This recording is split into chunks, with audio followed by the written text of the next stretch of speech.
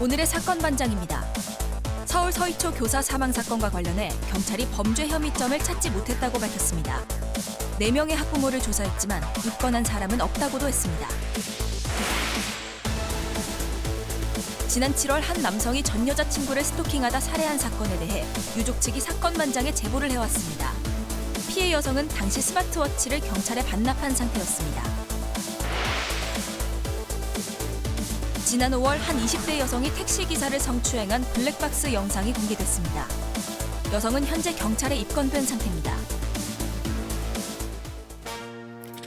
뾰로롱 안녕하십니까. 아유 오늘 드릴 말씀이 많아가지고요. 빨리빨리 시작을 하도록 하겠습니다.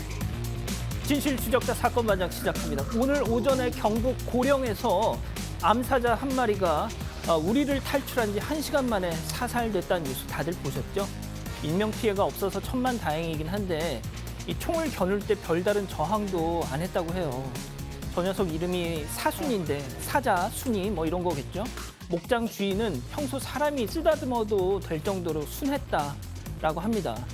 자, 인간이 우리 문을 잠그지 않아서 그저 나갔을 뿐인데 녀석을 기다리고 있던 건 죽음뿐이었습니다. 이런 맹수를 목장 같은 데서 키우는 게 맞는지도 모르겠고 또 키울 거면 잘 키웠으면 좋겠다는 생각도 드네요. 자, 오늘 출연자 소개 올리죠. 예, 이자연 기자, 백성문 변호사, 박상희 소장, 승재현 형사법무정책 선임연구위원 나오셨습니다. 안녕하세요. 안녕하세요. 와우. 자, 사건 반장은 정의롭고 정확하고 재미있고 유익해요 하신 김오견님. 자, 퇴근 후 소파에 들어 누워서 사반 보는 이 시간이 제일 행복해 하시는. 왜 재채기를 하세요? 죄송합니다. 예. 신인숙님. JTBC 기자를 꿈꾸며 매일 사반 챙겨보는 대학생입니다 하신 김예찬님, 남친도 사반에 입문시켜서 매일 챙겨봅니다 하신 이진선, 임현수님, 1997년 미국 뉴욕 이민 오면서 연락 끊긴 중학교 동창 이경순을 찾습니다 하신 텍사스의 송현주님, 자, 부산 서동로 130번 길 7-17 골목에는 밤새 TV 소리가 진동을 해요. 귀 어두우신 할아버지가 창문 열고 볼륨을 최고로 해놓기 때문이죠. 아우 정말 소음 때문에 미치겠어요 하신 박현실님, 자, 한다정님, 임학수님 모두 사랑합니다. 자, 재미는 물론 의리로 함께하는 아싸 사반 뉴스 6반. 예, 대한민국과 전 세계 동포 가족 여러분의 시선을 모아서 출발합니다.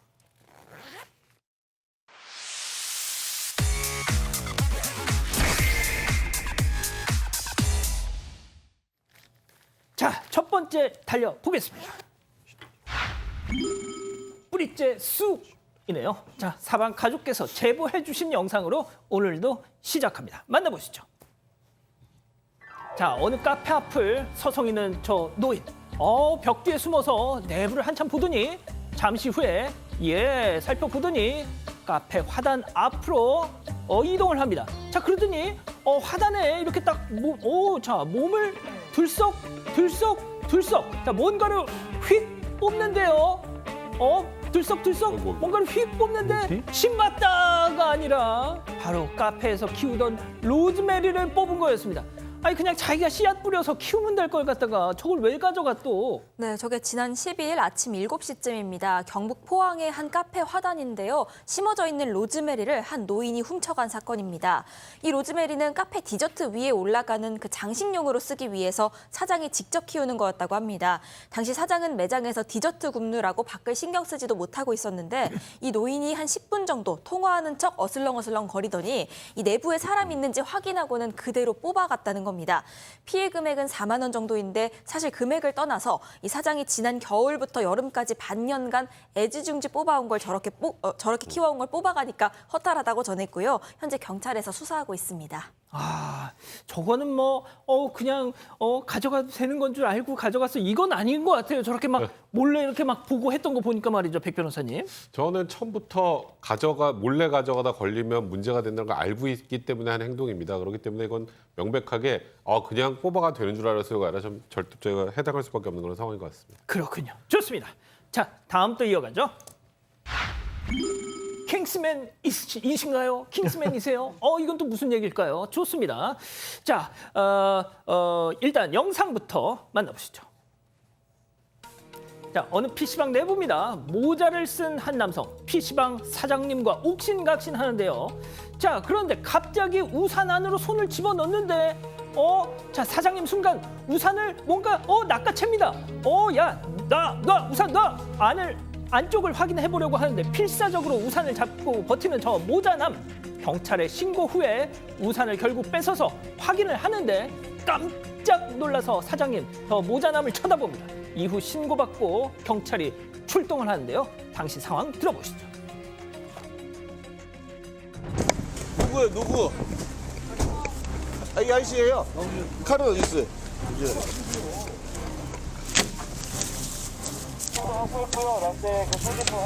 아이고야, 18이네. 아이고, 큰일 날 뻔. 차문이 다친 데 없어요? 아저씨 왜 칼 들고 왔어요, 근데? 난 집에서 진짜 올 줄 알고 그 안에 차가 들고 몰랐어요. 변호사님 소리 날 수 있고, 진술 거부권 있고. 자, 저희가 킹스맨이라고 제목을 뽑은 게 우산 속에다 무기를 숨겨놓고 다녀요. 네, 이게 말이 안 되는 일인데요. 지난 7일 오후 4시 40분쯤 경기도 수원시 영통구 한 PC방에서 아까 보셨다시피 30cm 정도 된 흉기를 우산에 숨긴 채 PC방에 찾아간 60대가 경찰에 붙잡혔습니다. 신고를 받고 출동한 경찰이 현장에서 남성을 붙잡아 우산 속에 숨겨놓은 흉기를 발견해 압수했고 주위에서 다친 사람은 천만다행으로 아무도 없었다고 합니다. 시청자 여러분, 지금 보시다시피 왜 이렇게 그 우산에 흉기를 숨기고 왔느냐라고 물으니까 우산 속에 흉기가 있는 것을 몰랐다며 횡설수설했는데요. 이 남자 제가 좀 알아보니까 사건 전날에 만취 상태로 PC방을 찾아와서 소란을 부렸답니다. 허허. 그래서 사장에게 쫓겨났는데 이렇게 얘기했다는 거죠. 젊은 사람이 자신을 무시했다라면서 이날도 술을 먹고 PC방에 찾아와서 난동을 이제 부리려고 했던 건데요. 사실 굉장히 어떤 PC방 그 주인의 어떤 그 우산을 잡는 그 모습, 그것 때문에 주위 사람들이 다치지 않았는데 결국 이 남성 특수협박죄로 수사를 받게 될 것이라는 말씀드리겠습니다. 그렇군요. 좋습니다. 자, 다음 또 이어가죠. 누가 쿵쿵을 하였는가? 역시 사방 가족께서 제보해 주신 영상 만나보시죠. 자, 어느 아파트 복도 끝에서 한 여성이 저벅저벅 걸어옵니다. 갑자기 현관문을 향해서 발로 퐁! 펑! 쿵! 쾅! 쿵쾅쾅쾅쾅쾅쾅쾅쾅쾅쾅쾅쾅쾅쾅쾅. 빨리 돌려가. 자, 수차례 발길질을 하고 다시 돌아가는데요. 며칠 뒤에 또 나타난 여성. 이번에도 분노에 쾅! 쾅! 쾅! 쾅! 그만 좀 해. 꽝! 예. 당시 상황 들어보시죠.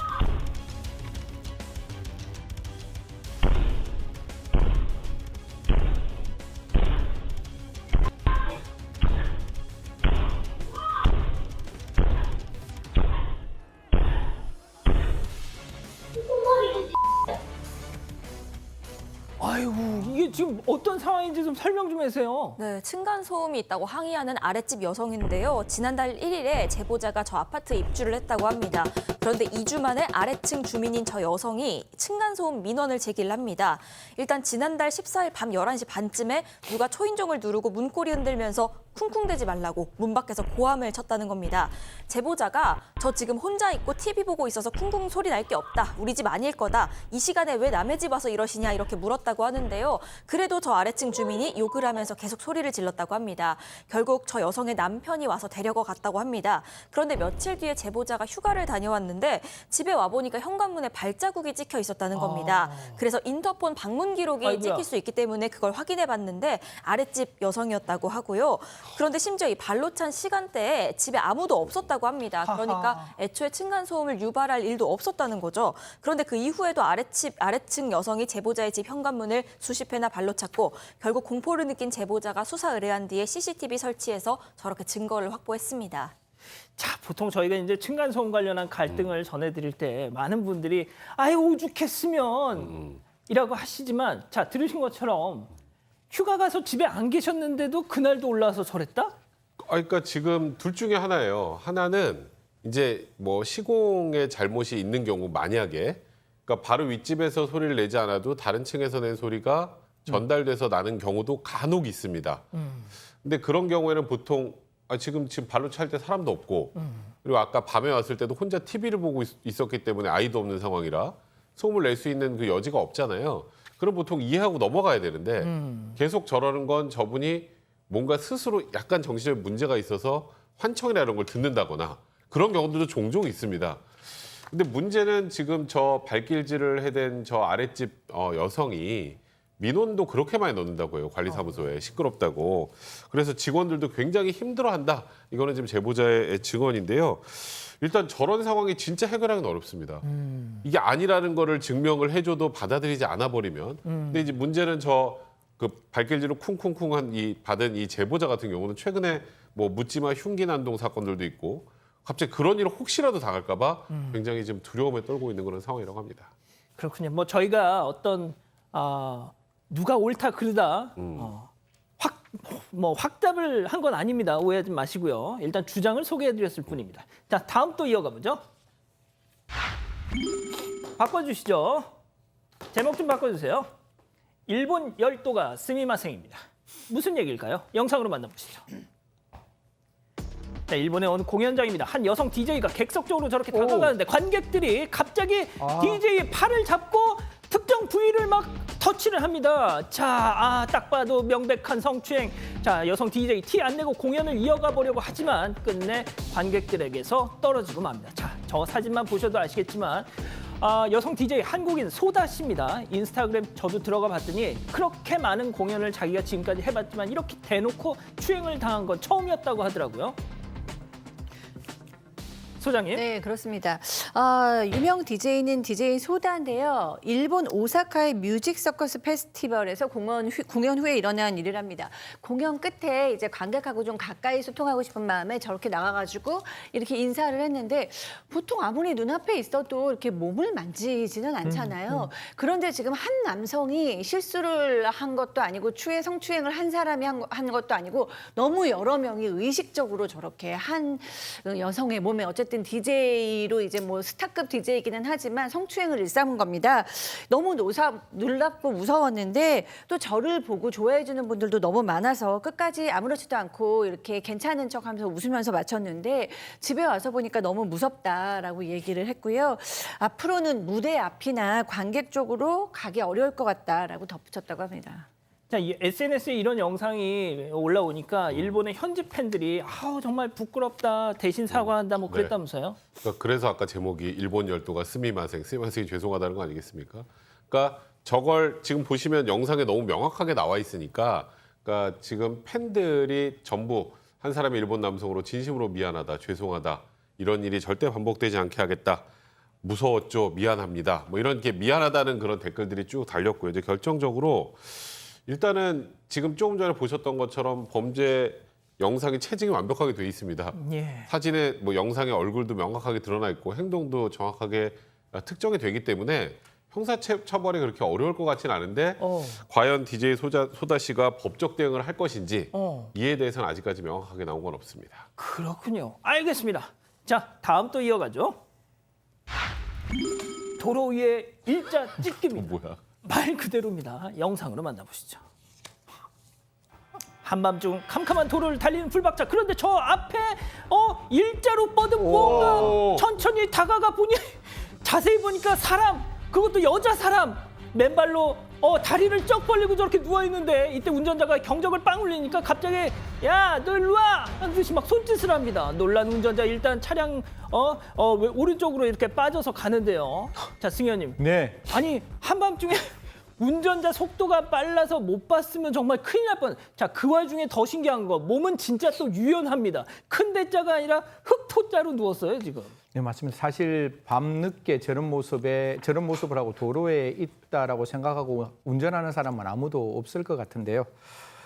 다리를 벌리고 있던 그 여성을 발견했습니다. 사실 저 운전자가 운전을 한 40km로 이렇게 운전을 했대요. 근데 그 근처가 이렇게 공사장이라서 뭔가 희미한 모습이 보이길래 혹시 펜스가 떨어진 게 아닌가 싶어서 조심해서 갔는데 다름이 아닌 저 여성이 저렇게 하고 있었던 세상에. 것입니다. 뭘 했겠죠? 클락션을 빵빵 누르니까 방금 그치 저 손짓을 하는 거예요. 와, 이리 와 이런 어떤 손짓을 했다라고 하는데 운전자의 입장에 따르면 아마 저 여성이 술을 좀 마셨다고 보이고 또 하나 뭐라고 생각이 드는가 하면 이거는 뭐 운전자의 생각인데 좀 안 좋은 생각으로 도로에 누워 있는 게 아닌가라는 생각을 합니다.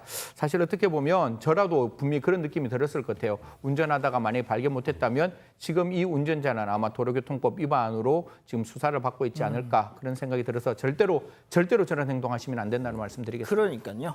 알겠습니다. 자, 마지막 사연으로 가보겠습니다. 불편한 맘스터치인데요. 자, 오늘도 사방 가족께서 우리 사방 가족 여러분들의 집단 지성에 힘을 좀 빌어보겠다고 사연을 보내주셨습니다. 네, 남편한테 과도하게 신체 접촉을 하는 시어머니 때문에 고민이다. 이런 사연입니다. 일단 사연자는 해외에서 20년 넘게 살고 있고요. 이 시댁이랑 가족들 모두가 이민자라고 합니다. 사연자의 고민은 이 말씀드린 대로 시어머니가 남편을 만져도 너무 만진다는 겁니다. 예를 들어서 며느리도 앞에 있는데 뭐 팔이랑 다리 쓰다듬고 이런 건 기본이고요. 엉덩이를 꽉 주무른다거나 뭐 가슴 쪽을 만지고 갑자기 끌어안는다거나 이런 스킨십이 이어진다고 합니다. 아내가 당황해서 남편한테 그 며느리 앞에서 다 큰 아들한테 이러시는 건 좀 아닌 것 같다. 우리 아빠가 나한테 이러면 이해가 가겠냐 이렇게 얘기를 했더니 남편이 역시 그 이후로 시어머니가 그런 행동할 때마다 좀 거부를 하고 있기는 하다고 합니다. 그래도 시어머니는 계속해서 스킨십을 이어간다고 하는데 어쩌면 좋을지 고민이라고 사연 보내주셨습니다. 그렇군요. 저는 맘스터치 해가지고 뭐 간접 광고인가 싶었는데 역시 그럴 만한 사정이 있었습니다. 기다리고 기다리셨던 푸처 핸즈업타임 유튜브 JTBC 뉴스 채널과 사건 반장 독립 채널에서 지금 6천여 분의 우리 가족 여러분들 함께하고 계신데요. 우리 가족 여러분 당사자분께서 보고 계실 것 같습니다. 조금만 자 채팅창에 OX로 함께 참여해 보시죠. 먼저 시어머니입니다. 어머머머머머 얘 좀 봐 성문이 얘 말이야 너 신랑이기 전에 내 배 아파서 낳은 내 새끼야. 아니 애미가 아들놈 좀 만지겠다는데 일일이 너 허락을 맡아야 되니? 아이고 너도 나중에 네 아들 재현이 결혼하고 한번 보자. 만지나 안 만지나. 아이고 참 별꼴이야 동그라미. 소장님. 아, 올라가. 야, 이자연 기자 혼자였어요. 좋습니다. 다음 며느리입니다. 어머니, 성문 오빠 이제 애 아니고요. 가장이고 지혜비예요. 무엇보다 최소한 제 앞에선 그러시면 안 되죠. 만약에 친정 아빠가 저한테 막 뽀뽀하고 그런다면 어머니 그냥 넘어가실 수 있겠어요? 이상하죠? X. 아니 소장님 뭐예요? 소장님 오늘따라 자 일단 승현님부터요. 그냥 제 개인적인 생각입니다. 아들은 어머니의 소유물이 아닌 것 같아요. 이제 아이들도 건장하게 성장했고 진짜 다른 사람의 뭐 일하는 저는 싫은데 지압이잖아요. 그러면 그 사람의 어떤 인격체를 좀 인정해 줬으면 좋겠다. 그리고 남편도 지금 아들도 좀 거절한다 그러잖아요. 그러면 어머니가 원한다 할지라도 그 아들은 건강한 인격체로서 지금 다른 사람과 함께 살고 있으니까요. 좀 아들의 의중 들어줬으면 어떨까 그렇게 말씀드리겠습니다. 자 소장님 지금이라도 바꾸실 생각 없어요? 아니요, 그냥 가겠습니다. 무의식과 의식의 싸움에서 의식이 이기는 걸로 하겠습니다. 있어 보이는데요. 아들을 키워보니까 좀 약간 이런 표현이 조금 좀 어색하게 느껴져요. 왜냐하면 정말 엄마가 돼 보니까 막 19이 돼도 20이 돼도 진짜 애로 보이는 건 사실이거든요. 그런데 그럼에도 불구하고 내 엄마로서 아이가 너무 예뻐서 막 이렇게 쓰다듬는 거겠지만 이 아들이 이제는 한 가정의 가장이고 옆에는 나보다 더 중요한 부인이 있고 또 부인한테나 자기 자식들한테는 권위나 어느 정도의 그 인정을 존경을 받아야 되는 존재이기 때문에 참아야 할 것으로 보입니다. 자, 우리 백 변호사님. 저는 뭐 길게 말할 거 없고요. 이제 며느리한테 놔주시죠. 놔주셔야 될 것 같아요. 이게 보면 약간 좀 질투감에 이렇게 행동하시는 분들도 있다고 하더라고요. 그러니까 내 애인데 며느리한테 가가지고 나랑 멀어지는 것 같고 그러니까 과도하게 그런 행동을 하는 경우도 있다고 하는데 조금 전에 지금 다 말씀하셨지만 이제는 자기 아들인 걸 넘어서서 한 집안의 가장이고 누군가의 남자입니다. 자, 지금 이 모습을 지켜보고 계실 우리 백 변호사님의 어머니. 저희는 저 아들놈 저거 낳아봐도 하나 소용없어 저거. 저희는 아예 없어요. 뭐가요? 스킨십이 아예 없어요. 아, 진짜? 네, 그럼요. 모자간에 그냥 좀 별로 안 친하신가 보다. 친하긴 친한데 그런 건 없어요. 네. 그렇군요. 알겠습니다. 자, 이 기자. 감당할 수 있겠습니까? 그러니까 사실 이상하긴 합니다. 이상하긴 한데요. 그래도 소장님 말씀하신 대로 그냥 아직도 아기로 보이시나 보다 하고 일단 남편이 좀 거부를 해보고 있다고 하니까 당분간 좀 조율 기간을 가지고 어떻게 변하는지 좀 지켜보는 걸로 그런 의미에서 좀 동그라미 선택을 했습니다. 가족 여러분들 의견 전해드리자면요. 윤단미님, 아들이 부담스러워하지 않는다면 뭐 아들인데 뭐 괜찮을 것 같은데요 하셨지만요. 스이님, 아들을 겁나 사랑하시나 봅니다. 이반장님, 다 큰 아들한테 왜 그러십니까? 김준희님, 결혼은 왜 시키셨어요? 평생 같이 살지. 이런 의견 주셨습니다. 예, 도움이 되셨으면 좋겠네요. 자, 오늘도 좀 송구스럽지만 드릴 말씀이 하나 있습니다. 지난 9일 반장픽에서 강원도 고성에서 뭐 남녀 서퍼가 뭐 낯뜨거운 장면을 연출했다면서 저희가 전해드린 게 있었죠.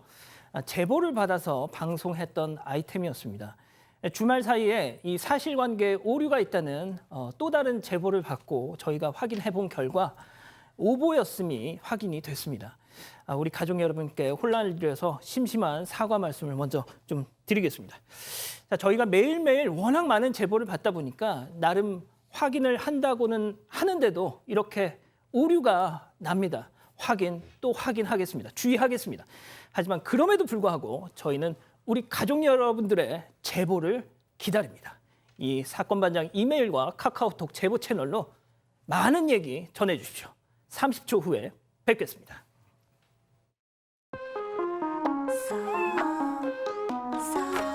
쏙 들어가게 하는 기술. 하루틴 리포좀 제형 기술로 비타민의 흡수율을 높이다. 하루틴 리포좀 멀티비타민. 콘드로이친 이젠 검증이 필요하겠죠. 어떤 콘드로이친인지, 충분히 콘드로이친을 담았는지. 기능성은? 그건 기본 아닌가? 관절이 기억할 만하네. 이름값이란 이런 것. 관절엔 콘드로이친 1200.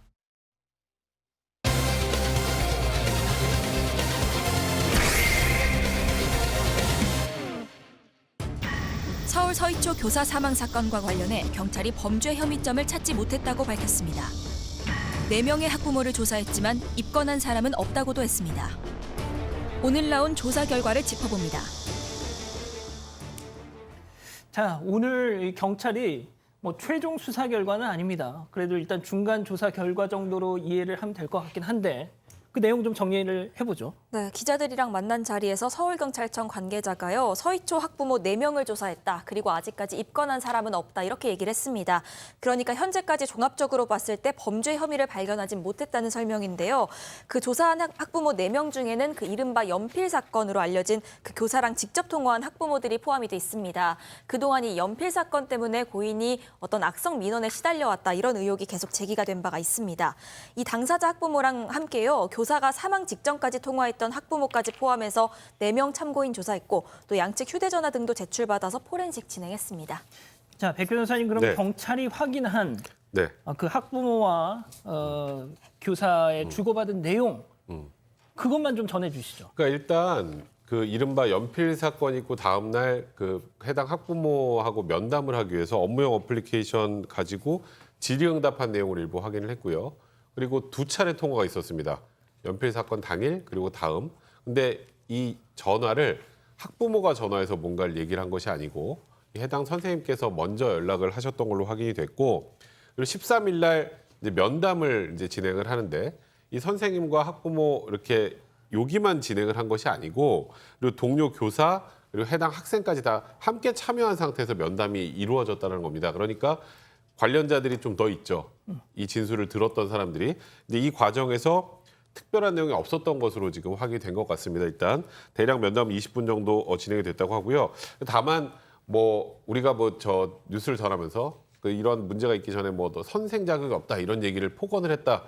이런 의혹도 조사를 했지만 범죄 혐의는 없다고 지금 현재 판단하고 있는 상황이고요. 다만 일단 현재까지 뭐 범죄 혐의가 발견되지 않았다는 것이지 이 수사 자체가 완전히 종결된 것은 아니다라는 것이 경찰의 입장입니다. 제가 승 의원님께는 잠시 후에 여쭤볼게요. 네. 자, 소장님, 네. 이 교사의 사망한 교사의 사촌 오빠분이 한 언론 매체와 인터뷰를 했던데 유족의 입장을 전했어요. 네, 이제 이 사촌 오빠로서 이 문제를 어떻게 보는지에 대해서 알 수 있는 인터뷰였는데요. 맨 처음에 이 사촌 오빠는 경찰들의 태도에 대해서 좀 지적을 했습니다. 이 경찰께서 왔을 때 이 남자친구 결별 문제로 결론을 내고 싶어 했다라는 거예요. 사실 이 남자친구를 만나보지도 않은 상태에서 지금 교육청은 물론이고 윗선 당국까지도 이 문제를 주시하고 있다. 괜한 이슈를 좀 만들기를 원치 않는다라고 얘기하면서 그냥 이제 이거는 결별로 인한 그런 극단적인 선택인 것 같다라고 결론을 내고 싶어 했다고 보는데 이 사촌 오빠가 이 선생님의 일기장을 보니까 그 안에 절절히 너무 힘들어서 죽을 것 같다. 살려달라. 나 살려달라. 나도 노력을 열심히 하고 있지만 정말 쉽지 않다. 이런 내용이 나왔다고 합니다. 그럼 이 사촌 오빠 주장에 대한 경찰의 반응은 또 나온 게 있습니까? 네, 그러니까 유족 측에서는 수사를 빨리 종결하려고 했다 이렇게 주장을 한 건데 여기에 대해서 경찰은 한 언론과의 인터뷰에서요.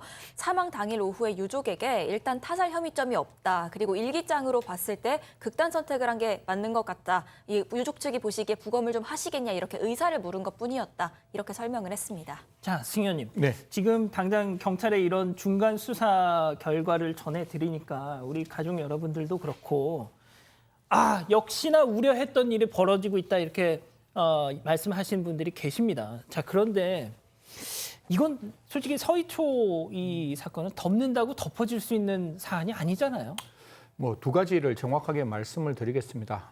수사라는 것은 객관적 사실이 있으면 그 사실에 천착을 하고 그게 맞는지를 확인하는 게 수사입니다. 사실 경찰이 지금 조사했는 것은 관련된 4명의 학부형과 그다음에 그 학부형들이 제출한 휴대폰에 대한 포렌식을 통해서 한 4가지 혐의를 살폈을 거예요. 첫 번째 협박이 있었느냐, 두 번째 욕설이 있다면 그게 명예훼손의 의미였느냐, 모욕의 의미였느냐, 그게 SNS나 다른 기타 등등의 어떤 그 이유로 인해서 이 교사가 의무업린을 했는 강요된 행위가 있느냐, 이 4가지 정도를 좀 들여다봤을 것 같은데요.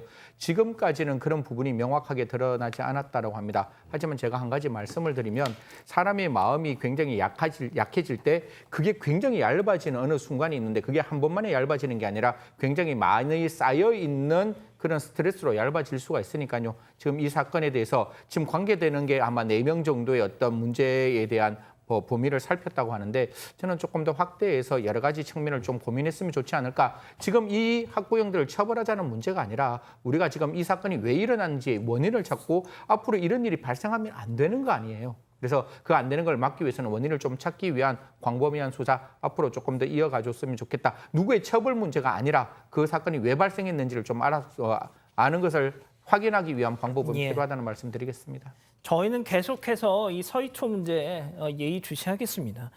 자, 저희가 얼마 전 또 이 경기도 의정부에 있는 한 초등학교에서 교사 2분이 연달아서 극단적 선택을 했다는 소식도 전해드렸죠.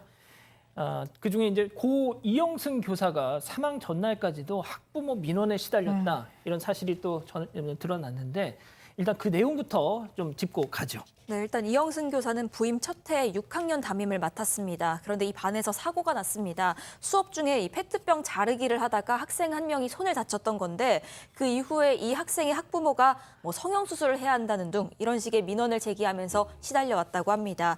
또 숨진 2021년도에는 5학년 담임을 맡았는데요. 이 반에는 따돌림을 당하다가 장기 결석을 한 그런 학생이 한 명 있었습니다. 그런데 이 학생의 부모와 주고받은 문자 메시지만 400건에 달했습니다. 이 학생의 학부모는요, 교사한테 아이들끼리 조를 짜게 하지 말아달라 이런 내용을 포함해서 수차례 민원을 제기를 했고요. 내 아이를 따돌린 학생들에게 공개 사과를 하도록 시켜달라 이런 요구도 했습니다. 자, 그런데 민원을 제기한 그 학부모가 이영승 교사가 사망한 다음 날 학교에 찾아왔다는 거잖아요. 그러니까 이게 좀 저도 이게 믿겨지지가 않는데요. MBC에 따르면 일단 이 교사가 사망할 당시에 휴대폰에는 부재중 전화 2통 그리고 문자가 하나 찍혀 있었다고 합니다. 근데 장기 결석 학생 학부모 아까 조금 전에 민원을 제기했다는 그 학부모가 보낸 문자였는데 일단 많이 아프고 안 계시다고 해서 일단 6학년 일반 담임 선생님이 전해주신다고 했다. 학교 다녀갑니다. 라는 내용의 문자 메시지였는데 이거는 이 교사가 이미 숨진 다음이었습니다. 근데 이제 여기서 끝이 아니고 숨진지 모르고 문자를 보낼 수도 있잖아요. 다음 날 학부모가 교무실로 찾아왔는데 그래서 이 교사를 찾았고 동료 교사들이 안타깝게도 사망하셨다라고 얘기를 했음에도 불구하고 전혀 믿지 않고 굉장히 난폭스러웠다. 이런 지금 증언이 나온 상황입니다.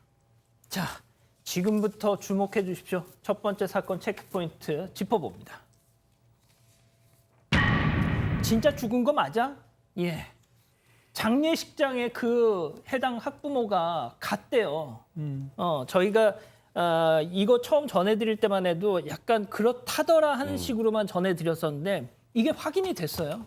만약에 이거 시청자 여러분 같이 제가 정확하게 설명을 드릴 테니까 이 상황 같이 한번 생각해 봤으면 좋겠는데요. 앞서 정말 안 좋은 일로 사망하셨다라고 이야기를 하니까 이 학부형이 어디를 찾아갔는가 하면 장례식장에 찾아갑니다. 장례식장 탁탁탁 찾아갔는데 그럼 장례식장과 뭘 해야 되겠어요? 조문을 해야 되잖아요. 그래서 안에 있는 유족들이 들어오세요, 조문하세요 이러니까 조문을 거부했답니다. 그리고 조문을 거부하더라도 우리가 저 장례식장 가면 방명록에 자기 이름을 적잖아요. 그래서 이름을 적어야 하는데 이름도 거부했다는 거예요. 그러다 보니까 그 유족이 이런 말을 했답니다. 어머님, 남의 장례식장에 오셨는 게 놀이터에 오시는 거예요? 라고 이야기하니까 이분이 이야기를 하는 게 이렇게 이야기를 했답니다. 아니, 저한테 지금 화내시는 거예요? 저 아세요? 라고 물었다는 거죠. 사실 이게 뭐 누가 이야기를 했으면 그거 알 수 있는데 분명히 몰랐잖아요. 그러니까 어떻게 얘기했는가 하면 어머니 저 몰라요. 누구 학부형인지도 제게 이야기 안 해주셨잖아요. 이렇게 얘기하니까 그 다음에 이런 말을 하고 그 자리를 떠났답니다. 제가 못 올 때를 왔나 봐요. 그렇죠. 라고 했다는데 못 올 때를 왔나 봐요. 라는 말이 저는 우리나라 말이지만 이 상황에서 이야기를 할 수 있는 말인지 이게 정말로 지금 확인되고 있는 부분이라면 이 부분에 대해서는 저는 잘 머릿속에 생각이 잘 나지 않는다는 말씀 드리겠습니다. 소장님, 네. 저게 인간적으로 이해가 납득이 되십니까? 이건 정말 기본적으로 배려도 없고 공감도 없고 상식도 넘어갔죠. 정말 꽃다운 젊은 선생님의 장례식에서 저렇게 아나무인으로 행동하시면 얼마나 유족들의 마음이 2배, 3배로 상했을까라는 생각이 들고요. 이 선생님께서는 이 학부모뿐만 아니라 또 페트병을 자르다 손을 다친 아이의 부모님한테도 계속해서 민원 전화를 받고 연락을 받았는데 이때도 학교 안전공인제회에서 보상금이 200만 원이 나왔는데도 불구하고 이 선생님이 휴직을 하고 군복무를 할 때까지도 연락을 했다고 합니다. 2차 수술 받아야 된다. 이럴 때 이 옆에 있는 선생님들 계신 데서 포금을 하면서 너무 힘들다라고 언급하셨다고 합니다. 장례식장에 뭐가 됐든 그 학부모 때문에 사망했다라고 단정은 못하겠지만 n분의 1의 책임은 있는 사람이 착 와가지고 이 뭐 유족의 주장입니다만 그 장례식장에 와서 아니 제가 못 올 때를 왔나 봐요. 그렇죠? 저한테 왜 화내세요? 하고 이게 진짜 저는 이 보도를 보고 이거는 진짜 선을 많이 넘었다라는 생각이 들더라고요. 자, 사망 당시 고 이영순 교사의 나이는 25살이었습니다. 자, 첫 번째 사건 정리하고요. 두 번째 사건 이어갑니다.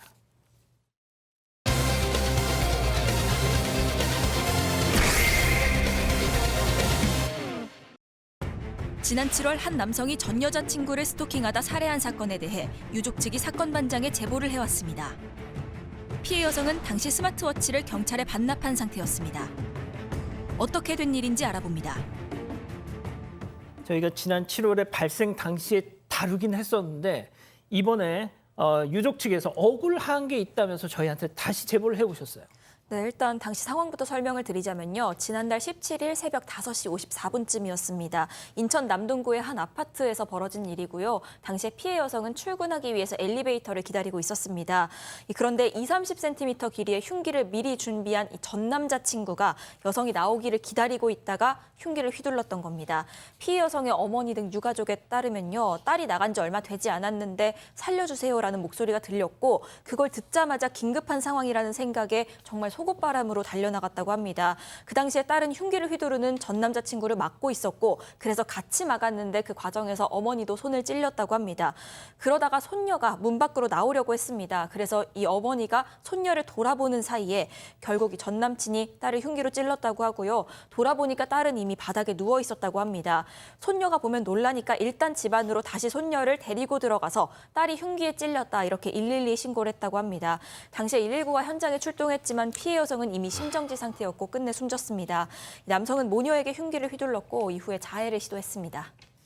자, 이 피해 여성의 어머님은 이번 사건이 다른 스토킹 사건들처럼 묻히지 않고 더 많은 사람들에게 알려지길 원한다면서 저희에게 숨진 따님의 이름과 얼굴을 공개하고 싶다고 그렇게 말씀을 주셨습니다. 자, 말씀드리죠. 자, 피해 여성의 이름, 고인의 이름 이은총 씨입니다. 지금 사진 나가고 있죠. 장애가 있는 아버지의 나이 드신 어머니, 또 이혼으로 어린 딸까지 부양하면서 한 집안의 가장으로 누구보다 열심히 사셨다고 합니다. 자, 그런데 전 남자친구란 자의 끔찍한 흉기 난동으로 향년 38의 나이로 세상을 떠나게 됐습니다. 도대체 이자가 은총 씨에게 어떤 짓을 저질렀는지 사건 내용 자세히 지금부터 들여다보죠.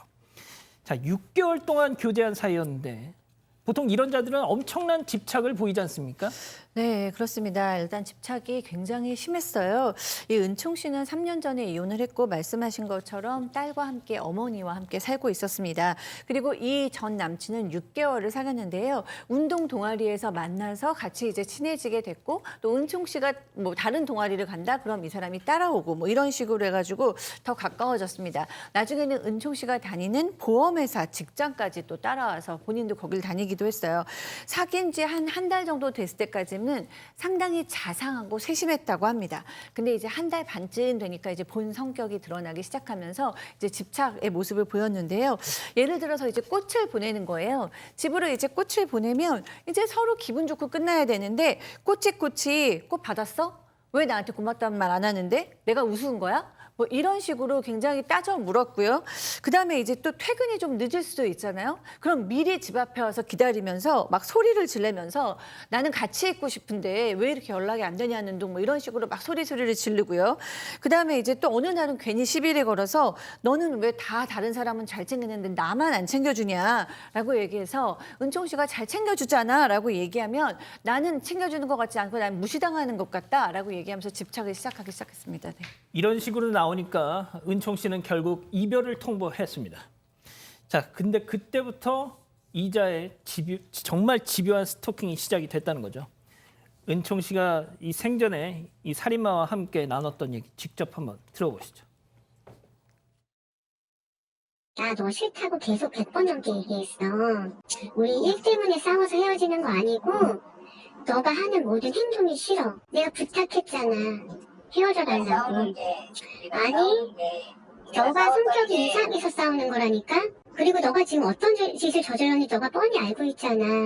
아니, 내가 싫다고 하는데 왜 그래? 싫다니까. 소름 끼치게 싫다고. 몇 번을 얘기 싫다니까? 나 억지로 만난 거 너도 알잖아. 너 싫은데 싫어진 거 알았다며. 나 너 싫어졌는데 네가 협박해서 만난 거 아니야, 지금까지. 너가 싫다니까? 아니 자꾸 왜 싫다는 사람을 왜 자꾸 괴롭혀? 너 왜 자꾸 스토킹하니? 왜 스토킹하냐고. 그래.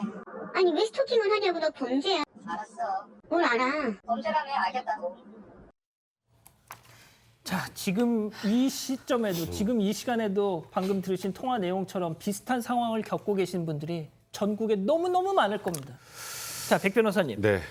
헤어지자고 통보한 이후에 폭행이 시작됐습니다. 네, 맞습니다. 일단 피해 여성 어머니가 은총 씨 어머니들 이제 유족들을 이제 상대로 취재한 결과 저는 2월에 이제 일단 헤어지자고 하고 나서 갈비뼈가 3개나 부러질 정도로 폭력을 휘둘러서 그 당시에 경찰에 신고를 했었다고 합니다. 근데 경찰이 현장에 출동을 했는데 말다툼으로 벌어진 일이라고 하면서 이제 사건으로까지 진행이 안 되고 일단 첫 번째 무마가 됐습니다. 근데 직장 동료에 따르면 어느 날 이제 은총 씨 팔에 이렇게 지금 보시는 것처럼 멍이 심하게 들어 있어서 뭐야 이렇게 물어보니까 헤어지자고 말을 해도 헤어져 주지 않는다. 그래서 맞은 거야 이렇게 얘기를 했다고 하고요. 그 이후 협박으로 해서 계속 만나고 또 그 과정에서 또 폭행을 당하고 결국 석 달 뒤인 5월 중순에 최종적으로 이별을 통보했었다고 합니다. 그런데 이별을 통보하고 헤어졌으면 되는데 6월 초에 이 전 남친이 헤어진 뒤에 그러니까 카톡 프사 개인 SNS에 은총 씨하고 다정하게 찍은 사진을 올려놨다는 거예요. 예. 은총 씨는 사진 올린 이유가 황당하잖아요. 헤어졌는데. 그래서 물어보니까 안녕이라는 인사야라고 답문을 보냈다고 합니다. 은총 씨 전 남친에게 헤어졌다는데 집안을 왜 찾아오고 SNS 사진 왜 올리냐 무섭다고 말했는데 은총아 내가 죽도록 싫어 이렇게 답문을 남겼다고 합니다. 결국 참지 못하고 은총 씨는 6월 2일 날 스토킹 처벌법 위반 등 혐의로 고소장을 제출했고요. 스마트워치 지급받고 112 신고 시스템에 등록을 하게 된 겁니다. 자, 저희가 사진 하나 준비했는데 한번 그것 좀 보여주시죠. 은총 씨가 스토킹 이전과 이후에 얼굴 변화가 어떻게 됐는지 좀 보세요. 자, 왼쪽 사진이 스토킹이 시작되기 전이고요. 오른쪽 사진이 한참 극에 달했던 시절입니다. 무려 10kg의 체중이 빠져서 마음고생을 해서 딱 보셔도 얼굴 상태가 많이 다르죠. 자, 승 의원님. 네.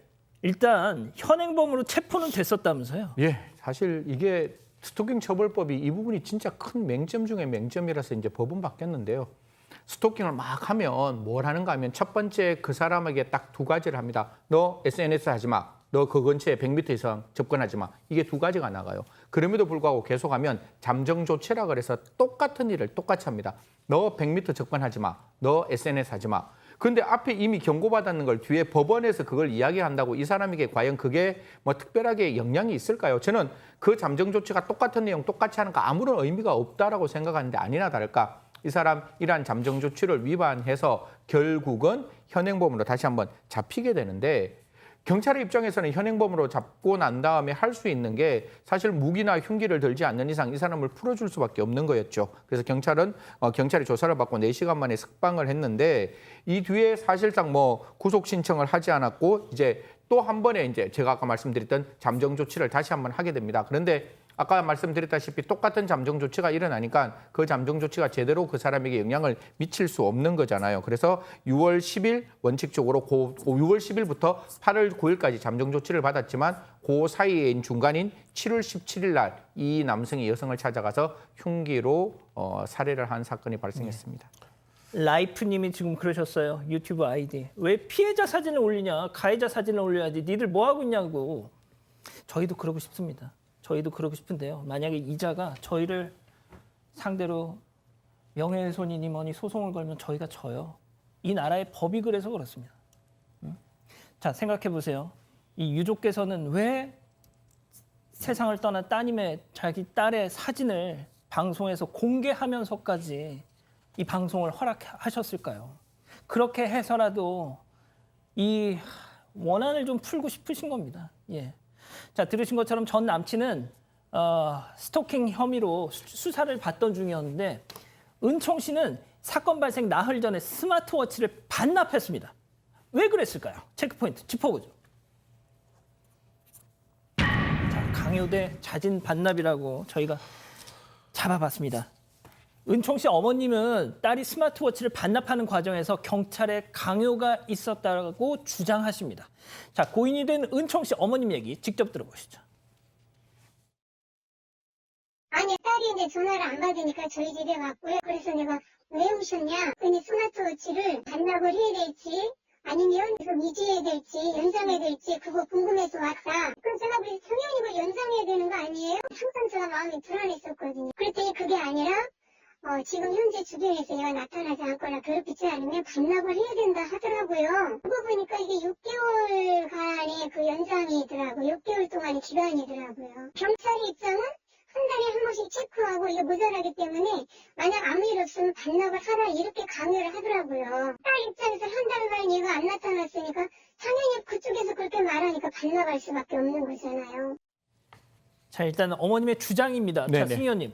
한 달 동안 아무 일이 없었으니까 스마트워치 반납해라? 아니 무슨 일이 그 뒤에 있을 줄 알고. 그렇죠. 8월 9일까지 사실 잠정 조치 기간이었잖아요. 근데 그 중간인 7월 13일 날 스마트워치를 반납하게 되었는데 두 가지입니다. 하나는 원칙적으로 반납하고 싶지 않았는데 경찰이 찾아와서 반납을 하라고 이야기를 했다라고 피해자 측은 주장을 하는 것이고 경찰 측에서는 집에 찾아간 건 맞는데 스마트워치를 달라는 이야기는 하지 않았다. 피해자가 경찰서에 와서 반납했다라고 하는데요. 저는 반납하더라도 사실 경찰에서는 조금 더 가지고 계세요. 이게 8월 9일까지 그러니까 그때까지는 좀 기다리시면 좋겠다라고 했으면 어땠을까? 언제나 국가 공권력 피해자의 편에서 시선을 맞추었으면 좋겠다는 말씀드리겠습니다. 자, 백 변호사님. 네. 스마트워치 문제 외에도 수사 과정에서도 좀 안타까운 부분이 있었다라고 주장을 하십니다. 네, 맞습니다. 일단 스마트워치 관련해서 아주 짧게 마지막으로 경찰 입장 말씀드리면 경찰 측에서는 피해자가 스스로 경찰서를 찾아와서 반납했다는 입장이라고 합니다.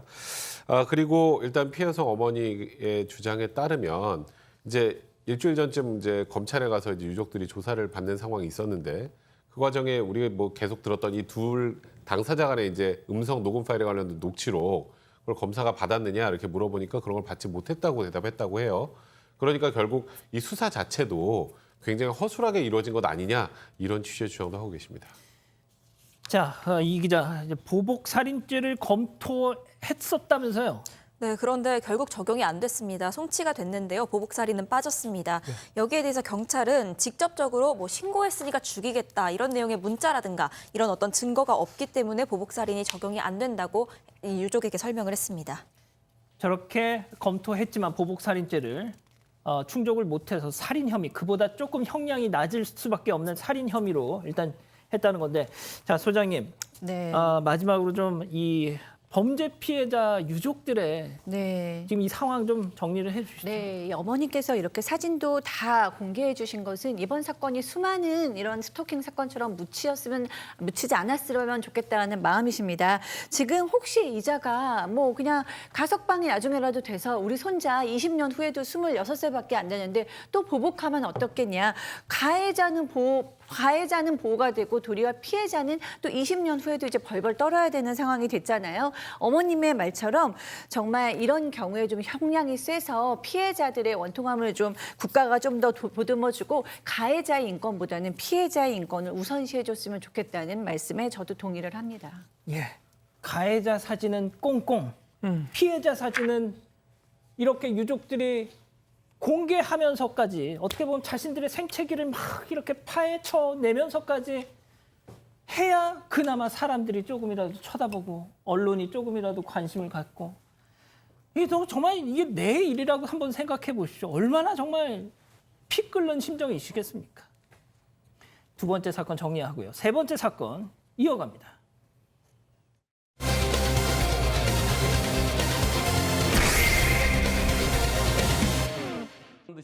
지난 5월 한 20대 여성이 택시기사를 성추행한 블랙박스 영상이 공개됐습니다.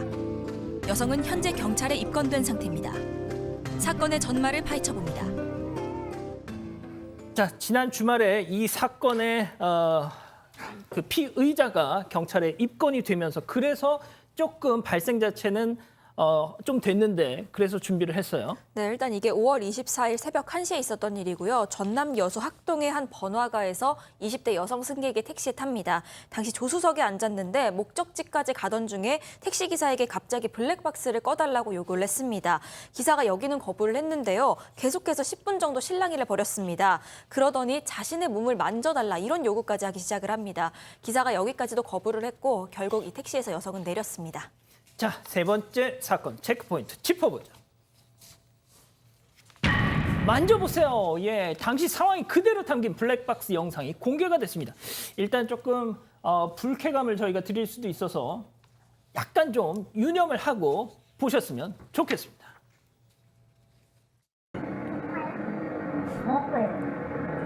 자동이라 블랙박스 꺼달라는 얘기예요. 그러면은 칩을 빼야 돼요.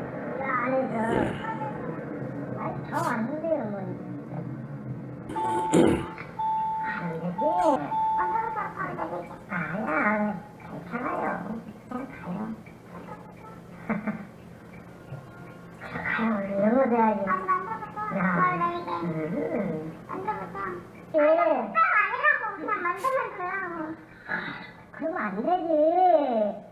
생활에서 타는데 안 돼. 하지 마. 아저씨 팔 아파, 어깨 아파 지금. 자, 중간에 저 기사님과 조수석에 앉은 여성 이외의 목소리는 한문철 변호사 목소리였습니다. 자, 소장님.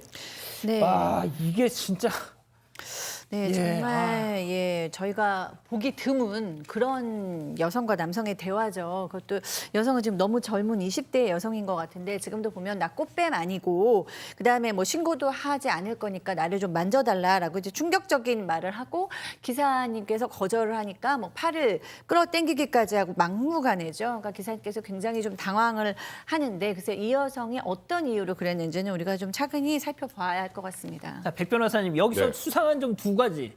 블랙박스 꺼달라 그러고 또 그러면서도 본인 오른손에는 핸드폰이 딱 있습니다. 네, 그러면 블랙박스를 끄고 만약에 기사님이 저 요구에 의해서 손이 가는 순간 촬영을 하면 뭐가 되겠죠? 아우. 기사님은 그냥 바로 강제추행죄로 거의 처벌받을 상황에 놓이게 됩니다.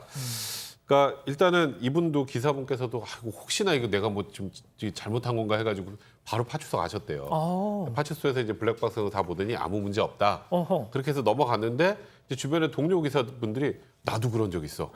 이런 얘기를 하니까 경찰에 정식으로 신고를 한 거고요. 지금 보시는 것처럼 여성이 저 휴대폰으로 촬영을 하면 블랙박스고 촬영하면 엉뚱하게 그걸 가지고 합의금을 요구하거나 할 수도 있죠. 이제 그런 부분들, 그러니까 뭔가 이게 합의금을 받아내기 위한 계획 범죄가 아닌가 이런 의심까지 하고 있는 상황입니다.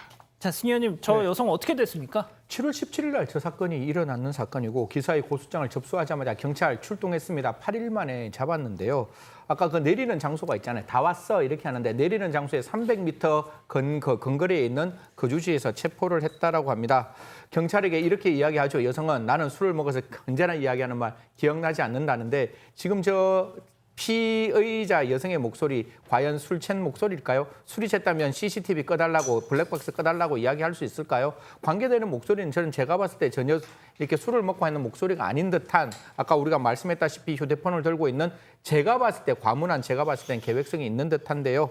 여러 가지 있던 문제가 있고 지금 손을 끌어당겼기 때문에 강제추행죄 신체의 일체의 어떤 접촉을 하고 그 접촉을 통해서 문제가 발생하면 성립될 수 있는 강제추행죄로 입건했다고 합니다. 자, 지금 영상 잘 좀 보세요. 백 변호사님. 네. 이게 음성이 녹음됐기에 망정이지 만약에 저렇게 그림만 봤더라면 어떻게 보면 또 기사님이 하는데 반대로 막 하는 이걸 것처럼. 못하게 하는 네. 그렇게 보일 수도 있는 정말 이 그러니까요. 블랙박스 음성 녹음 기능이 정말 중요한 것 같아요. 굉장히 중요하죠. 어. 조금 전에 이제 승 의원님이 이제 강제추행 혐의가 적용될 수 있다 말씀하셨는데 일단 입건은 강제추행 혐의로 입건을 했습니다. 근데 다만 이제 신체 부위 같은 지금 보면 이제 팔을 잡아당기면서 이 기사분께서 아이고 어깨 아파 하지 마, 팔 잡아당기지 마 이런 얘기 하잖아요.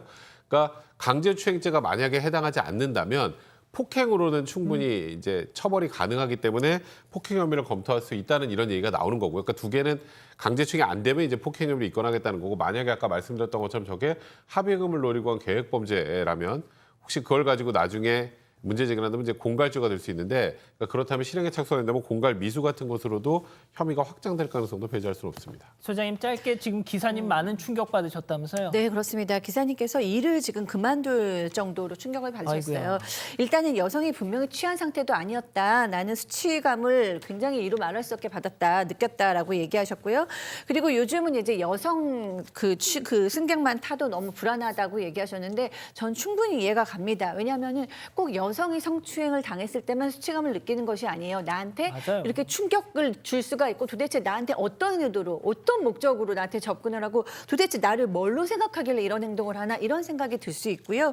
또 지금 우리 얘기했듯이 음성이 없으면 충분히 오해받을 수도 있으니까 아 내가 언제 이렇게 덫에 걸릴지도 모르는구나라는 불안감도 엄습하셨을 거라고 생각합니다.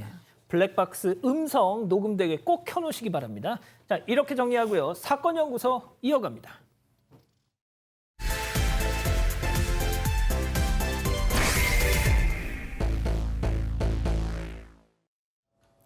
(2017년 12월) 전북 전주의 한 경찰서로 30대 부부가 들어옵니다. 5살 난 딸 준이가 감쪽같이 사라졌다면서 실종 신고를 하러 온 겁니다. 이들은 아이의 친부와 계모였습니다. 아이 아빠는 우리 애 꼭 좀 찾아달라면서 혼절까지 합니다. 실종 시점은 20일 전인 11월. 그런데 집에 혼자 있다가 감쪽같이 사라졌다는 준이 혼자서 걸어나간 행적도 누군가 납치한 듯한 흔적도 전혀 없습니다. 몸도 약한 작은 아이가 대체 어디로 간 걸까요? 오늘 사건 연구소의 키워드는 5살 고준이 실종 사건입니다. 자, 들으신 것처럼 5살짜리 여자아이 준희가 제 발로 나간 것도 아니고 그렇다고 또 누가 데리고 간 흔적도 없고 하하 그런데 실종은 됐고 자, 그렇다면 당시 상황부터 좀 짚어보죠. 네, 일단 2017년 12월 8일 금요일이었습니다. 이때 전북 전주에서 아이가 없어졌다 이런 실종 신고가 들어왔는데요. 사라진 아이는 5살 고준희 양이었습니다. 그리고 신고자는 아버지인 36살 고 씨, 그리고 계모가 있었습니다. 사실혼 관계였고요. 이 씨, 그리고 그 이 씨의 어머니, 그러니까 준희 양의 양할머니까지 이렇게 3사람이었습니다. 무엇보다 아이가 이 당시에 집에 혼자 있었는데 감쪽같이 사라진 점도 이상했고요. 아이가 실종된 시점이 20일 전, 그러니까 11월 18일 낮 12시라고 했기 때문에 모든 수사 인력을 투입해서 일단 아이를 찾기 시작합니다. 집 주변은 물론이고 인근 야산 그리고 저수지까지 다수색을 했는데 어떤 단서도 안 나왔습니다. 특히 아이가 스스로 걸어갔다면 누군가 본 사람이라도 있을 텐데 목격자도 없었고요. 그렇다고 해서 누가 강제로 데려갔다고 하기에는 납치 흔적도 없었습니다. 결국 신고 일주일 만에 공개 수사로 전환을 합니다. 아이 사진, 특징 이런 걸 적어서 포상금 500만 원까지 걸었는데 그래도 목격자도 제보도 어떤 것도 들어오지 않았다고 합니다. 아이 사라지고 나서 20일이 지나서야 가족들이 신고를 했다. 일단 먼저 좀 의심을 해봐야 되는 사람들이 있겠네요. 그렇죠. 그 당시 저도 이 사건 너무 기억이 생생한데요. 일단 이 가족 관계를 좀 살펴보면 이 친부 고 씨는 이혼 소송 중이었습니다. 그런데 이 계모 이 씨와 동거 중이었고 원래 친모가 이 준이 양을 맡아서 키우고 있었거든요. 근데 이제 아이 셋을 이제 키워야 되니까 너무 힘든 상황이어서 친부가 고준이 양을 맡기로 합니다. 그래서 아빠에게 보냈던 거고. 근데 이제 이 계모 이 씨 집에는 7살짜리 계모의 아들이 있었어요. 일단 이게 이 현재 가족 관계입니다. 근데 이제 수사를 하는데 이게 진척이 없어요. 아이를 찾을 방법 찾는 것도 안 되고. 그래서 이게 뭔가 학대 가능성을 염두에 두고 가족들을 수사를 하는데 여기서부터 이상한 점들이 많이 발생을 합니다. 고준이 양이 원래 이제 6개월 만에 한 680g 정도로 태어난 초미숙아였어요. 근데 이 준이 양에게는 이제 뭐 발달 장애하고 이제 자폐 증상이 좀 있었는데 그래서 원래 매주 병원 치료를 받아야 됩니다. 그런데 공교롭게도 친부가 준이 양을 맡고 난 이후에는 병원 진료 기록이 없어요. 좀 일단 이상하죠. 그리고 그 다음에 경찰에 아이가 없어서라고 신고할 때 친부가 실신까지 했어요. 근데 그 이후에 수사에는 정작 관심이 별로 없었고 그럼 그 사건 당일의 상황을 확인하기 위해서 최면 수사를 한번 진행해 보자니까 이걸 완강히 거부했습니다. 자, 그런데 말이죠. 이렇게 아리송한 상황에서 이웃 주민 중 한 명이 뭔가 의미심장한 얘기를 딱 꺼냈다는 거 아니에요? 이 부분이 저도 이 사건 보면서 수사치게 놀랐던 부분인데요. 목격자가 이런 얘기합니다. 분명히 아이가 실종된 건 11월 달, 11월이면 이게 옷이 긴 옷을 입을 수밖에 없는 상황이잖아요. 그런데 그렇죠. 그 목격자의 머릿속에 딱 들어오는 것은 반팔을 입었다라는 진술이 나오기 시작합니다. 다른 목격자가 없다 보니까 아까 앞서 우리 백 변호사님이 말씀했던 그 가족들은 최면 수사를 받지 않는다고 했는데 이 이웃 주민 이렇게 얘기합니다. 최면 수사 받겠습니다라고 이야기를 하는 거예요. 근데 최면 수사를 하는 중에 무엇이 발견되는가 하면 4월 25일 고준이 양을 봤다라는 게 머릿속에서 최면에서 드러나는 거죠. 이야. 그 이웃집 그 사람이 빨래를 널고 있는 모습을 보고 그 상황에서 그 아이가 차에서 내리는 모습을 내가 목격했다라는 이야기가 나옵니다. 그래서 조금 경찰이 더 열심히 조사를 해봐요. 그러니까 진짜 그런 거예요. 4월 26일 날 이들이 여행을 갑니다. 여행을 가는데 그럼 여행을 같이 다 갔을 거 아니에요. 다 같이 갔는데 여행 장소에 내렸을 때에는 아까 말했던 그 가족만 존재를 하고 지금 이 준이 양은 온데간데 없었다는 게 확인되기 시작했습니다. 자, 다시 한번 정리를 해볼게요. 그 이웃 주민이 최면을 통해서 아이를 본 시점 4월 25일로 증언을 합니다. 자, 그런데 준이만 사라진 채 그 가족이 여행을 간 시점이 4월 28일. 자, 4월 25일과 4월 28일 사이, 이 3일 사이에 뭔가가 있었다. 네, 이때로 좁혀서 가족의 행적을 다시 추적을 하기 시작을 했습니다. 그런데 4월 27일, 그러니까 여행 전날에요. 친부인 고 씨랑 아이의 양할머니, 그러니까 이 사위와 이 장모 관계인데 이 둘이 군산의 한 야산에서 함께 있었다, 이런 사실이 드러나게 됩니다.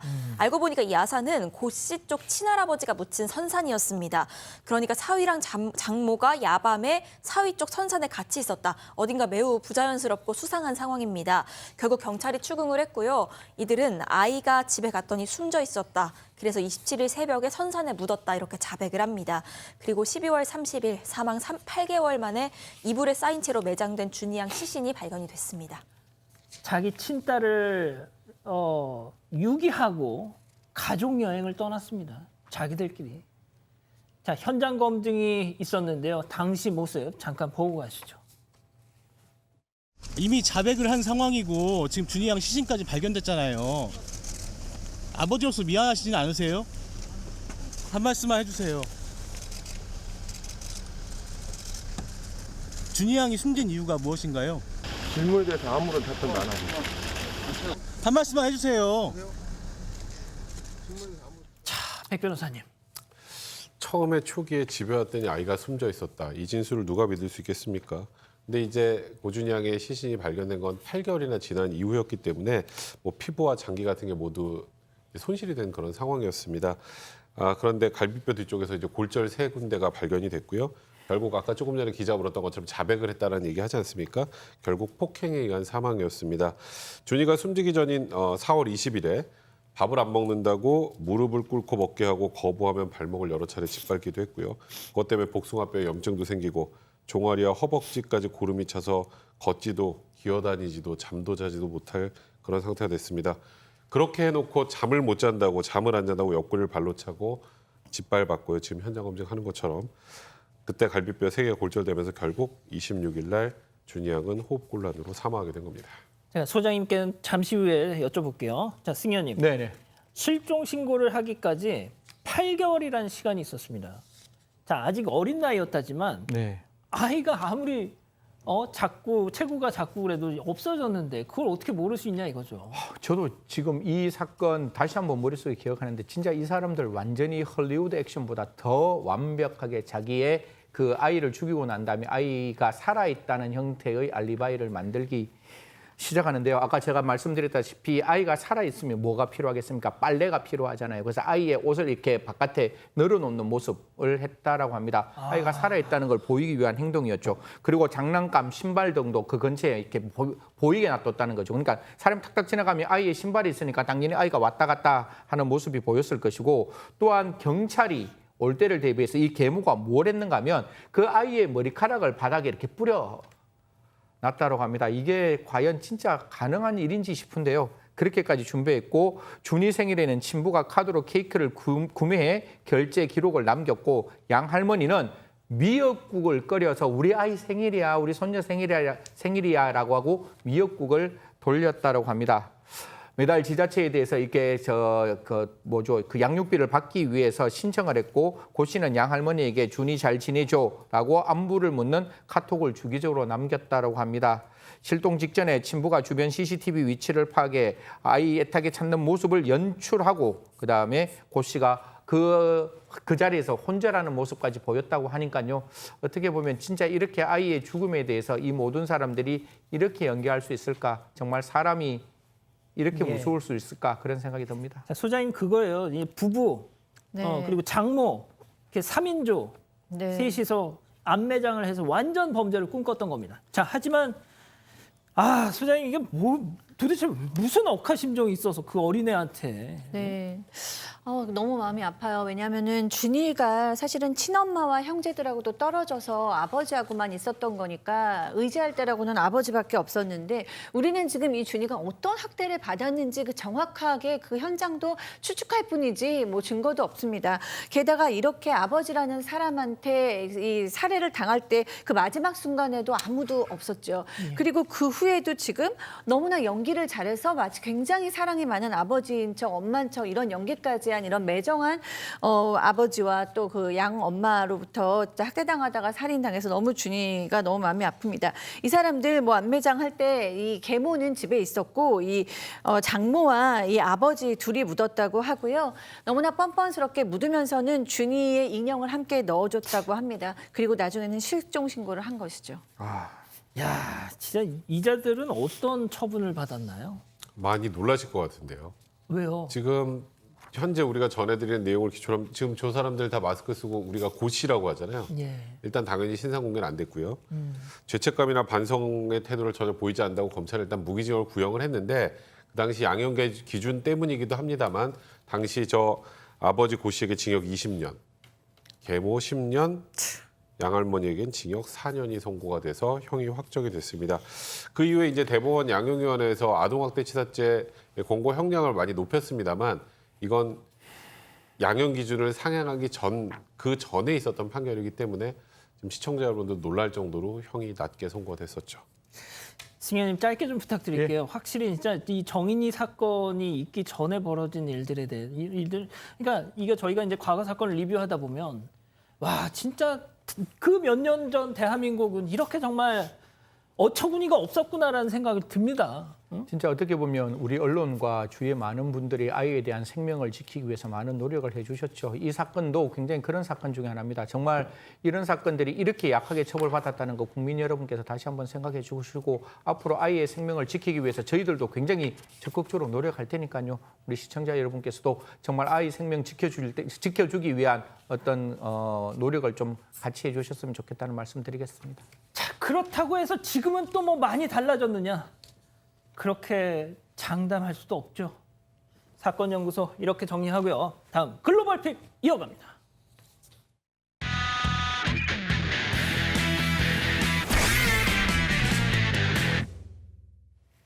자, 오늘 첫 번째 중국으로 가보시죠. 네, 이곳은 한 놀이공원입니다. 마치 새총처럼 튕겨나가는 이 놀이기구, 일명 슬링샷이라고 불리는 기구인데요. 왠지- 양옆에 달린 두 케이블에 의존해서 하늘 높이 솟구쳐 혹시 오릅니다. 설마- 그런데 튕겨 쭉 올라가던 기구의 한쪽 케이블이 갑자기 뚝 끊겨버렸습니다. 그리고 탑승객들이 타고 있는 원형기구는 방향을 잃고 반대편으로 떨어지고요. 이를 본 구경꾼들은 놀라서 도망칩니다. 와, 이거 진짜 충격이다 이거. 와. 천만다행히도 어떡해. 남은 반대편 케이블 덕분에 땅으로 추락하지는 않았습니다. 와, 하지만 두 명의 탑승객은 큰 충격에 빠진 표정으로 어떡해. 매달렸죠. 이들을 구조하기 위해서 놀이공원 관계자가 직접 기구에 올라타서 손으로 당겨서 기구를 내립니다. 그제서야 탑승객들은 땅을 밟을 수 있었고 차마 자리에서 제대로 서지도 못하는 모습입니다. 앞으로 저분들 놀이공원 근처에도 안 갈걸요? 맞습니다. 구조된 두 탑승객은 이날 결혼기념일이었다고 합니다. 특별한 추억을 만들고자 이곳을 찾았던 건데 정말 평생 잊을 수 없는 일을 겪고 만 겁니다.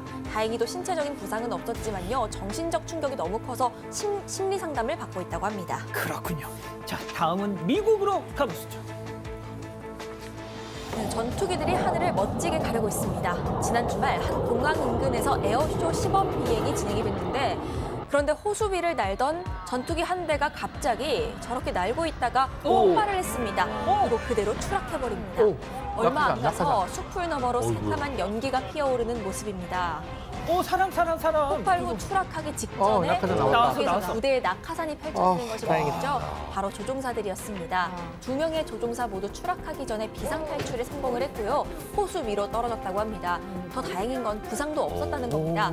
하지만 혹시 모를 상황을 대비해서 병원으로 옮겨지긴 했고요. 하지만 상태 모두 안정적이라고 합니다. 우리가 영화 탑건 많이 봐가지고 말이죠. 맞습니다. 전투기는 호수 근처에 있던 한 아파트 주차장으로 떨어졌습니다. 다행히 아파트에도 주차장에도 사람은 없었다고 합니다. 다행이다. 이렇게 인명피해는 없었지만 전투기가 추락하면서 주차장, 아파트 일부가 부서졌고 곳곳에 불이 붙은 모습입니다. 현재 에어쇼는 모든 일정이 중단이 됐고요. 미 연방항공청은 사고 발생 경위 조사에 착수했다고 합니다. 자, 다음은 영국으로 가보시죠. 네, 여긴 항구입니다. 거센 물살에 파도도 꽤 높아 보이죠. 그런데 4명의 아이들이 그런 바다로 대범하게 다가갑니다. 위험해. 그런데 파도를 피해가며 재밌게 놀던 와중에 거센 파도가 난간에 빠졌어. 서 있는 한 아이를 덮쳐버립니다. 이 아이 안간힘을 써 난간을 붙잡아보지만 속수무책으로 바다에 휩쓸려가고 저거 맙니다. 어떻게 구해? 이곳은 워낙 위험해서요. 조례까지 만들어서 수영을 금지한 곳입니다. 하지만 아이들은 그걸 몰랐던 거죠. 함께 놀던 친구들이 구해보려고 다가가지만 물에 빠진 아이 점점 더 멀리 바다 쪽으로 빨려 들어갑니다. 아이고. 하필이면 또 만조 시간대라 물살도 거셌고 수위도 높았을 때였던 거라고 합니다. 그래도 구해야죠. 아이를 본 한행인 발 벗고 나서 아이가 난간 근처로 오자 손을 내밀어 재빨리 낚아챕니다. 와. 그리고 위에서는 구명 부표도 이렇게 던져줍니다. 야, 저걸 어떻게 잡았어 또? 네, 정말 다행히도 아이와 구조자 모두 물 밖으로 빠져나왔습니다. 마침 항구 근처에서 훈련 중이던 해양 수색대의 도움으로 응급조치도 받을 수 있었는데요. 아이는 놀라고 조금 다친 것 외에는 그래도 천만다행히 무사했다고 합니다. 그렇군요. 자, 다음은 최근 온라인에서 화제가 되고 있는 영상 함께 보시죠. 네, 사람들이 식당에서 식사를 하고 있죠. 주방도 분주하게 요리를 하고 있습니다. 그런데 가게 안으로 단발머리의 한 여성이 보시는 것처럼 성큼성큼 들어옵니다. 그리고는 테이블에 앉아있던 한 남성에게 다가가 어깨동무하고 저렇게 볼에 쪽 뽀뽀를 합니다. 남성이 놀라 고개를 돌리는데 여성은 뒤로 돌아보지도 않고 그대로 식당을 떠납니다. 여자친구 아니에요? 네, 남성은 놀라 굳은 채로 떠나는 녀석의 뒷모습을 바라보고 있습니다. 일면식도 없든 전혀 모르는 사람이었다고 합니다. 뭐야? 네, 주방에 있던 직원도 놀란 모습입니다. 자, 뽀뽀를 당한 남성. 워낙 친구들과 자주 오는 곳이라 처음엔 친구인 줄 알았다고 합니다. 근데 얼굴을 보니까 처음 본 사람이 떡하니 이렇게 입술을 들이대니까 황당하기도 하고 또 화도 났겠죠. 자, 우리 피해 남성 이야기 한번 들어보시죠. 听店家说他站在门口看了一会儿，走进来然后听了我一下就跑了。我有报警处理。他跟我说是怀疑他智力低下，或者是患有精神病症。 네, 남성의 신고로 경찰은 수사에 나섰고요. 다음날 사건은 일단락됐다고 하네요. 아, 그렇군요. 자, 마지막 픽 주인공 동물입니다. 미국으로 가보시죠. 네, 레트리버 한 마리가 수영장 안에 들어가 있습니다. 이걸 본 보호자 어서 나오라면서 잡으려고 하는데 이 레트리버는 수영장으로 풍덩 들어가 버렸습니다. 이번엔 레트리버의 목줄까지 단단히 잡아당겨 보지만요. 앞발로 딱 버티고는 전혀 나오려고 하질 않죠.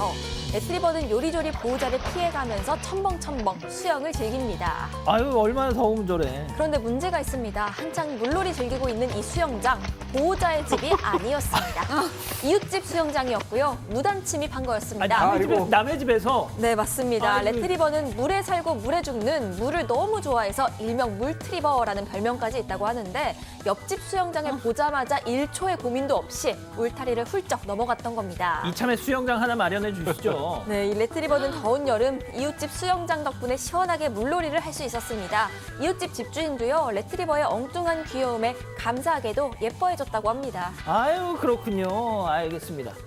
예, 사랑하는 사건 반장 가족 여러분, 시원한 밤 보내시고요. 저희는 내일 광복절에도 별이 6개 반, 사반 6반 저녁 6시 반에 다시 옵니다. 안녕히 계십시오.